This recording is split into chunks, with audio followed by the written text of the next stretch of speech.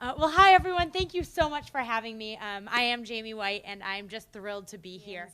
So to say that the arts and what District 204 did for me in terms of an arts education was a part of it wouldn't even be saying it enough. It was really an integral part, and it really shaped and defined who I am today. So I'm incredibly grateful to be back and to just share a little bit about kind of my experiences, but also probably more interested in what you're here to hear about how they impact college admissions. So let me give you guys a little bit of insight and answer some secrets and give you some secrets about getting into a highly selective university, or to any selective university for that matter. It's not enough to just be a good student anymore. Not only because when you are lucky enough to go to a school in a place like District 204, you are surrounded by good students, you are surrounded by good test takers, you're surrounded by AP and honor students, but as you kind of heard over and over again, it's just not enough to just kind of learn those basic kinds of knowledge anymore. As technology increases and more jobs become automated, whether that's the checkout at the grocery store or that is surgeons that are being replaced by robots because they provide less errors, the types of thinking that are required to really succeed in the 21st century today have completely changed. Core academic classes teach you to think in buckets. So you've got kind of your math and then your science and your history and your English. And they separate all of these out, all of these different areas out. But that's not how the world works. We all know that. Our different academic classes, even though they're taught independently of each other, all need to come and work together. And the type of work we do in today's world does not happen in a vacuum. So to be really successful in college and in the workforce after college, it's not enough to just fill up that bucket anymore. Well, it used to be that if you could just kind of keep filling yourself with knowledge, you could become an expert in any particular area. But now we all walk around with these little internet devices in our pockets, and anybody can be an expert at anything at any one given time. So it's not enough to just kind of keep filling up that bucket. We have to completely change the way we think. And we have to get rid of the bucket. We have to think outside of the bucket. So when it comes to college admissions and what that means for you as a student or as a parent guiding your student through the college experience, what that really means is that you need to start looking at how you can think and develop those critical thinking skills in different ways. And I truly believe, and I have seen over and over again, that the arts empower and equip students with those complex adaptive skills required for the 21st century. Now, I read somewhere around 2,500 to 3,000 applications every year. I've been doing this for about 3 or 4 years. So I've reviewed somewhere in the vicinity of 12 to 16,000 college applications. And I can guarantee you, yeah, I know, some of you are rolling your eyes. It's about as fun as it sounds. My eyes totally glaze over. But don't worry, so if you've ever wondered if every application gets read, they really do. It takes a lot of time. It's not a bunch of people sitting around a boardroom having very dignified conversations. It is me sitting at my computer for hours on end in my pajamas with a lot of coffee, and then coming together with my colleagues at end to talk about all of the fantastic things that you're presenting. But what I see over and over again in college applications is the distinction that the arts can really make. So it would shock you to know how many students we deny that have perfect test scores and that have perfect GPAs and that are valedictorians. Those type of things, and I don't want to discount or discourage good scores or good testing, but those type of students are not the type of students that are going to succeed at Northwestern, and they're not the type of students that are going to succeed at other highly selective or other competitive institutions. The type of students that we want at Northwestern are much more well-rounded. And that might come from different extracurricular activities, but I have over and over again seen that the arts, that music, that drama, that the visual arts create the best type of students to really thrive and succeed in a collegiate environment. And part of the reason that these students are so much more successful is because of the quality of resilience. Now, I was talking with the provost, Dan Linzer at Northwestern, a couple weeks ago, and I actually asked him what he thought the #1 factor we should look for in college applications is. I said, Dan, if we could get, the dream students, what is the one word that you really think distinguishes a successful Northwestern student and the type of student we want here? And he said, We want resilient students. That's what we need. And the reason for that is because college is really hard. And while you're still in an academic learning environment with a huge safety net, the range of opportunity that you have also increases the opportunity for failure a lot more. It also means that for the first time, you're off in the real world and you're not in the comforts of your family and with the comforts of your friends. You're living with hundreds or thousands of strangers, and you're having to constantly adapt and kind of revise. And that resilience is incredibly important. And the arts teaches you that resilience. Now, when I was at Waubonsie, I failed all the time. While I would have liked to think that I was the best singer in the room, I guarantee you I was not. And I failed over and over and over again. In 4 years and in all of the choirs that I participated in, I think I tried out for every single solo that we ever had in a concert setting. I got one 4-measure solo. It was in Leanne Womack's I Hope You Dance. The lyrics I put up there for you. And this is advice that I would like you to all take with you today. I do hope you never fear those mountains in the distance, and I hope you never settle for the path of least resistance.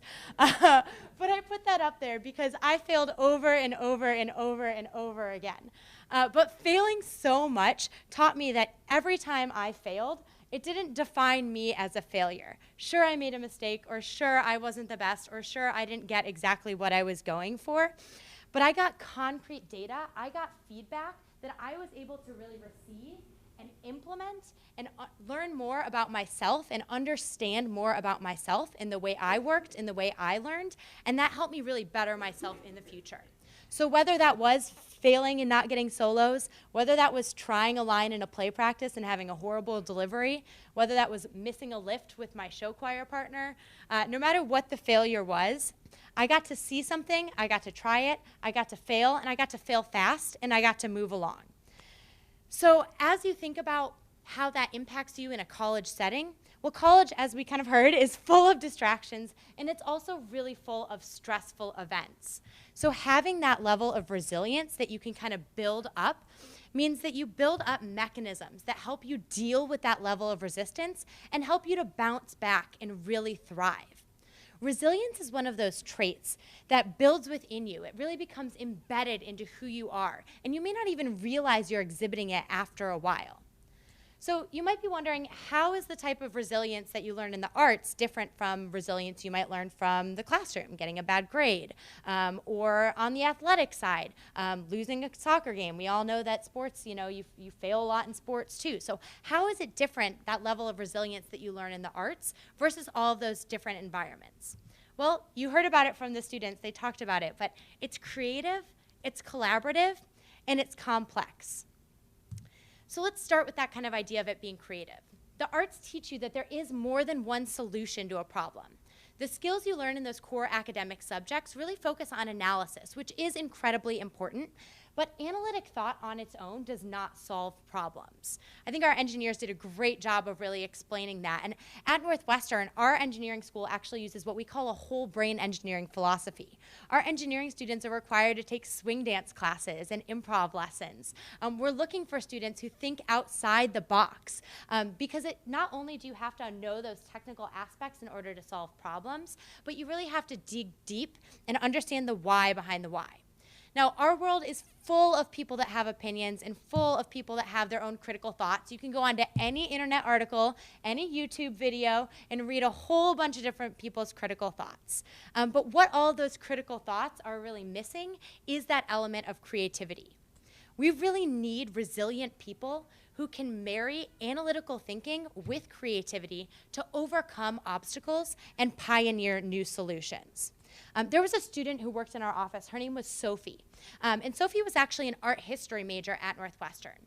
She was really interested in kind of the design thinking methodology that's become really popular these days. And so she took a class through our engineering school. Northwestern has this really kind of neat program where students from all different majors kind of come together to come up with new products and new business plans. It's a class in innovation and invention. So this class was focused on wearable technologies. So how many of you guys are familiar with Fitbits? Anyone wearing one right now? Yeah, lots of you are tracking your steps with your iPhone. Well, this class that Sophie was in was tasked with developing a new wearable technology. Well, the group that she happened to be in was a group of 5 women, and they all looked at these Fitbits and they thought, that's ugly. I don't want to wear that. I am a young woman and I don't want a bulky piece of plastic sitting around my wrist. So they were looking at this problem, analyzing all of the different technology that was going to come into play, but then they were really coming up with that idea of aesthetics. And they thought, well, how can we make something that's prettier or that's not going to be so bulky?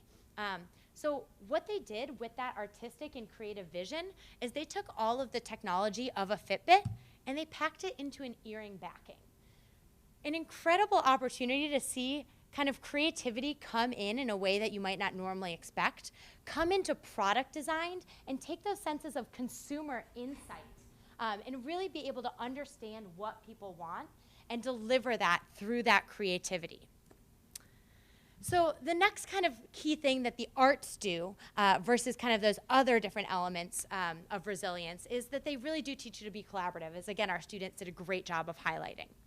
So the difference that collaboration makes, you know, when you think about sports or other competition-based activities, those teach you a type of resilience that focuses on independent strength and dehumanizing your opponent, right? You're looking to exploit the weaknesses of others. Now, the arts does exactly the opposite of that. It teaches you to really look for the best and look for the strength in others and really bring that out. It requires collaboration based in empathy. Empathy, which is one of the core traits of emotional intelligence and also a core competency for leadership. Now, researchers at Northwestern have actually discovered that studying music changes your brain. It makes you a better communicator. Beyond the research that leads to, you know, larger vocabularies and stronger reading abilities, higher test scores, all those things that you've learned and heard over and over again, they found that musical training actually changes your ability to convey emotions vocally. Now, this is going to help you in every single work setting. No matter where you are, we need people that are empathetic, that understand another. And this is one of those tacit benefits of which I've continually realized that I'm reaping the benefits. I'm currently enrolled in a master's program right now, and I'm earning an organizational leadership coaching certification. So for the past 3 months, I've been taking a class to practice those coaching skills. The woman who I've been partnered with for this past 3 months is an incredible woman. She is actually the global lead for human capital and talent management for Accenture, which is a Fortune 500 global consulting organization. It's a major company. And Michelle has been at Accenture longer than I've been alive.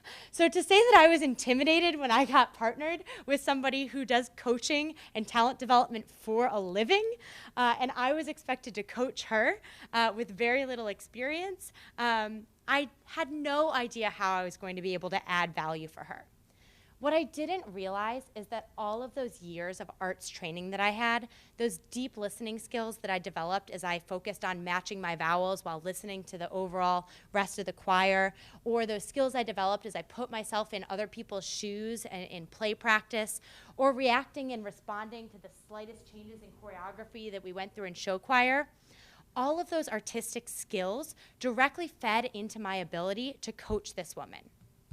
She wrote this testimonial for me, and I don't throw it up here to gloat myself, but I do think it's a really great concrete example to see how some of those skills that you develop in the arts translate into other settings and show you how you can really help others and bring out the best in other people. This is really incredible for anybody who's interested in going into management or anything where you're looking to work with other people. Those skills you develop in the arts help you to get at the heart of who a person is and helps you to open their eyes in ways you might never expect. Now, over the past 3 years, as I mentioned, I've read about 15,000 college essays, and I guarantee you, putting the context and the quality of the narrative aside, the empathy, the understanding of how groups work, the consideration and acceptance of diverse perspectives that I see come through in a student who has studied the arts essays speaks so incredibly loud. Now, whether or not they do that explicitly. Much like the arts themselves, the beauty of this empathy is expressed in subtleties. And it really distinguishes a student who is self-aware and self-focused from a student who is self-aware and community-focused. And When college campuses and the world is experiencing more and more conflict than ever before, there's more and more tension, it is incredibly crucial for Northwestern and for every other university to find students who are not only self-aware, but who are community-focused and community advocates. And the arts brings that out in people. Now, third of all, the resilience that you develop as an artist is complex. Now, in most of those academic disciplines and in sports, the rules are set. You're in an environment with very concrete rules. The resilience that you need is clear. You get it right, hooray. You get it wrong, you move on, you take corrective action, you improve for the future. The playing field is literally defined for you. However, the rest of the world is really not so straightforward. Now, there's a lot of value to setting goals and learning how to focus on what's important.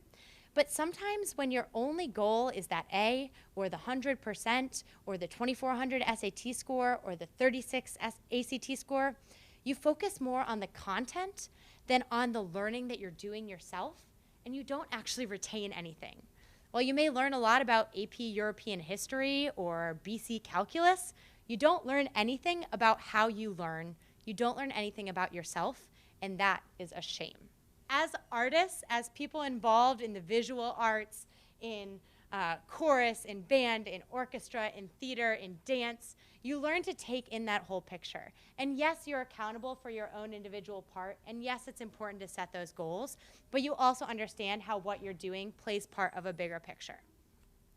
Now, I have read so many applications where I have seen students who take every single AP class taught at their high school, have those near perfect ACT scores, and it's clear that they've learned to excel in the classroom. Now, for some students, this comes really easily. For other students, they've worked really hard to kind of get to this. But as I dig deeper in an application, as I examine the students' essays, as I look at their letters of recommendation, as I review their extracurricular activities, maybe I receive a report from an alumni interview, I get a much clearer picture of who the student is. And overwhelmingly, students who study the arts have a much more nuanced view of how the world works. They understand those interconnectivities of because it's ingrained and woven in the fabric of what they do every single day. They listen for diverse voices, diverse perspectives, and they help them blend. They get the most amazing models of leadership. I cannot sing the praises enough of the leaders and the arts teachers in District 204. Think about the conductor of an orchestra. They're the one person on stage that doesn't make a peep, yet they are the one person who brings out the best in every single person around them. And not only do they bring out the best in others, but they bring out the best in the group. So they don't just see the gorilla, they bring out the best in every single gorilla. So I know it's incredibly important, and I know there's difficult challenges to make when you're choosing a curriculum and when you're focusing on those test scores. But from a college admissions perspective, it's so much more important to develop all of those other skills, because those are ultimately what's going to make you successful in college and beyond. We read many applications. We know that a dance class or a choir class may not be weighted in the same way. We understand that. That does not get held against you. I cannot stress that enough. We read enough applications to know how GPAs get calculated. And we read enough applications to know that, yeah, maybe you weren't able to take that AP Stats class because it conflicted with wind ensemble. We get it, we understand, we respect and we support your choices. If you have questions about that, reach out to college admissions officers. We're real humans, we're here to help you, we're here to advise and counsel you through this process, and you would be far fetched to find a college admissions counselor who encourages you to drop out of the arts. So if you have more questions, I would love to kind of take some of those now, but thank you so much for hearing a little bit about my experience.